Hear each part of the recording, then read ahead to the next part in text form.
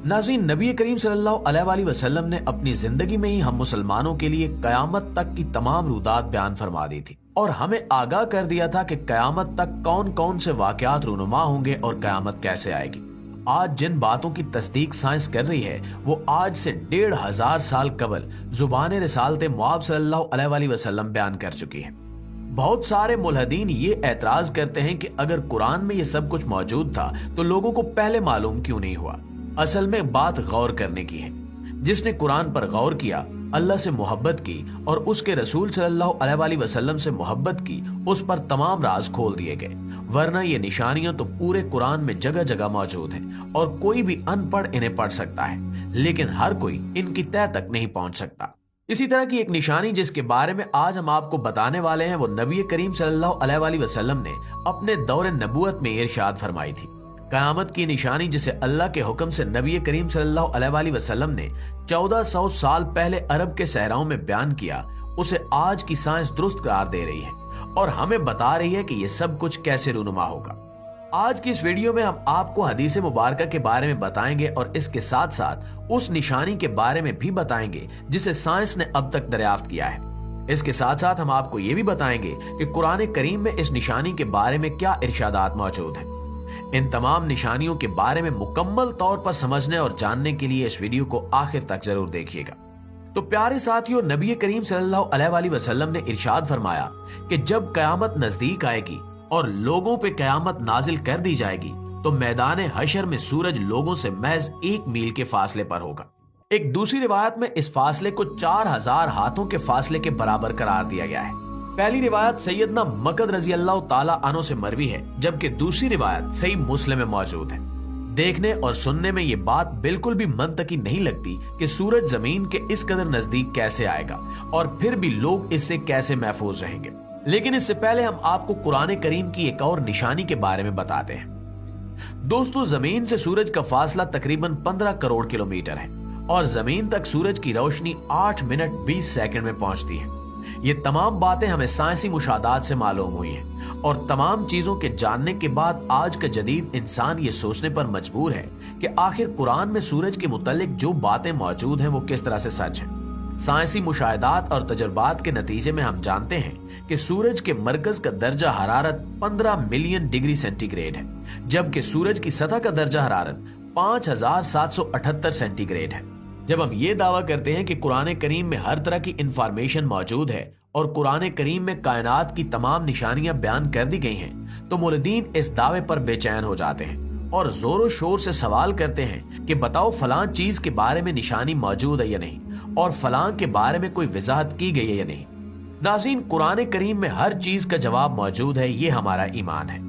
अगर हमें इसमें से कोई जवाब नहीं मिल रहा तो ये हमारी समझ का कसूर है और इसका मतलब ये है कि हम अभी तक कुरान के साथ वो लगाव नहीं रखते जो रखना चाहिए।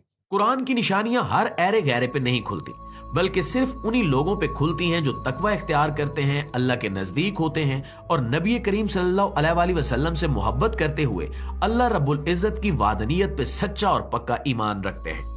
ये वही लोग हैं जिन्हें अल्लाह ताला इस अकल और हिकमत से नवाज देते हैं कि जिनके जरिए ये मुंतखब करदा पसंदीदा लोग कुरान करीम की निशानियों के बारे में समझ लेते हैं और इन निशानियों के जरिए कायनात के बारे में जान लेते हैं। कुरान करीम में अल्लाह ताला ने सूरज के लिए शमस का लफ्ज इस्तेमाल किया है। ये शमस, जिसे हम उर्दू में सूरज, फारसी में आफ्ताब, इंग्लिश में सन और हिंदी में सूर्य कहते हैं, ये दुनिया की कई तहजीबों में पूजा जाता रहा है। इसकी वजह यह है कि सूरज की रोशनी से फसलें उगती हैं और मौसम बदलते हैं। इसलिए दुनिया की अक्सर तहजीबें सूरज को बतौर देवता पूजती रही हैं और इसे अपना खुदा मानती रही हैं। मौजूदा दौर में देखा जाए तो हिंदू आज तक सूरज की पूजा करते हैं। हिंदू सूरज को अपना भगवान और अवतार मानते हैं और इसे देवता का दर्जा देते हुए हर रोज इसकी पूजा की जाती है। इसी सूरज की हकीकत अल्लाह रब्बुल इज्जत ने कुरान में बयान फरमाई है। अल्लाह ताला ने कुरान में शमस का लफ्ज पहली बार सूरह बकरा की आयत नंबर 258 में बयान किया और आखिरी बार 30वें पारे की सूरह शमस में बयान किया, जब अल्लाह ताला सूरह शमस की पहली आयत में सूरज की और इसके चमकने की कसम खाता है। नाज़रीन, यहाँ से सूरत हाल बेहद दिलचस्प और खूबसूरत हो जाती है। अगर हम सूरह बकरा की आयत नंबर 258 से लेकर तीसरे पारे की सूरह शमस की पहली आयत तक गौर करें तो इन दो आयतों के दरमियान पूरी 5778 आयत का फासला है। आपको कुछ याद आया? नहीं तो हम बताते हैं कि यही 5778 का अदद है जो सूरज की सतह का दर्जा हरारत है, यानी 5778 डिग्री सेंटीग्रेड। लोग कह सकते हैं कि यह महज एक इत्तेफाक है, लेकिन क्या यह भी इत्तेफाक है कि यह लफ्ज जिस सूरत में आखिरी बार इस्तेमाल हुआ है उस सूरत में टोटल आयात की तादाद 15 है, यानी उस सूरत का अंदरूनी हिस्सा 15 आयात पर मुश्तमिल है। हमने शुरू में ही आपको बताया था कि सूरज का अंदरूनी टेम्परेचर 15 मिलियन डिग्री सेंटीग्रेड है, यानी 1,50,00,000 सेंटीग्रेड। सूरह शमस की आयात की तादाद सूरज के अंदरूनी दर्जा हरारत की जानिब इशारा कर रही है। इस कदर गर्म सूरज और इसके बारे में ये पेशगोई सिवाय उस सूरज को पैदा करने वाले के और कौन कर सकता है। साइंसी मुशाहिदात और तजर्बात तो आज से तकरीबन 2.5-3 सदियां ही कबल शुरू हुए हैं और कुरान 6ठी सदी ईस्वी में नाजिल किया गया है। तो उस वक्त भला कौन था जो पूरी दुनिया में साइंसदान होने का दावा कर सकता हो या जिसका इतना मुशाहिदा हो कि जो सूरज की सतह और इसके मरकज का दर्जा हालात मालूम कर सके। ये महज अल्लाह का काम ही हो सकता है, क्योंकि अल्लाह ने ही सूरज को पैदा फरमाया है और वही सूरज के हर हाल और तफसील के बारे में जानता है। दोस्तों, अब हम दोबारा उस हदीस की तरफ पलटते हैं जिसमें नबी करीम सल्लल्लाहु अलैहि वसल्लम ने सूरज के जमीन के नजदीक आने का बताया है। इस हदीस के साथ साथ दूसरी अहादीस में भी ये मज़कूर है कि उस दिन यानी कयामत के दिन जब सूरज जमीन के इस कदर नजदीक आ चुका होगा तो हर शख्स अपने अपने गुनाहों के मुताबिक पसीने में डूबा हुआ होगा।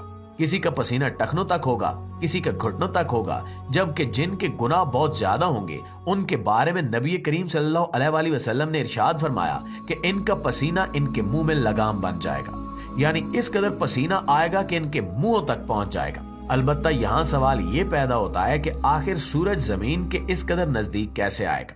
तो नाज़रीन, हम साइंसी मुशाहिदात और तजुर्बात की वजह से जानते हैं कि सूरज और सूरज जैसे तमाम सितारे दरअसल हाइड्रोजन से बने हुए हैं। यही हाइड्रोजन सूरज और तमाम सितारों के मरकज में जलती है और इसके एटम्स मिलकर हीलियम बनाते हैं, यानी हाइड्रोजन सूरज का ईंधन है जिसे जलाकर सूरज फ्यून के अमल के जरिए हरारत पैदा कर रहा है। जब ये ईंधन यानी हाइड्रोजन खत्म हो जाती है तो सूरज जैसी कैटेगरी के सितारे फूलने लगते हैं। जब इनके अंदर जलने के लायक कुछ और नहीं बचता तो इनके अंदर मौजूद एनर्जी इनकी ग्रेविटी पर काबू पा लेती है और इन्हें बाहर की तरफ फैलाने लगती है। इस दौरान सितारों की तहों में बची कुची हाइड्रोजन इस्तेमाल हो रही होती है। सूरज के बारे में भी साइंसदानों का यही अंदाजा है कि ये भी अपनी कैटेगरी के बाकी सितारों की तरह हाइड्रोजन के खत्म होने पे फूलना शुरू करेगा और बढ़ते बढ़ते इसका साइज इस कदर बड़ा हो जाएगा कि ये जमीन के मदार तक आ पहुंचेगा। इतने बड़े सितारे को जो आखिरी दमों पर हो, मरने वाला हो और वो अपना ईंधन खत्म होने पे यूं फूले तो उसे सुपर रेड जायंट कहा जाता है। सुपर रेड जायंट सितारे अपने साइज में बेहद बड़े लेकिन हरारत में काफी कम होते हैं।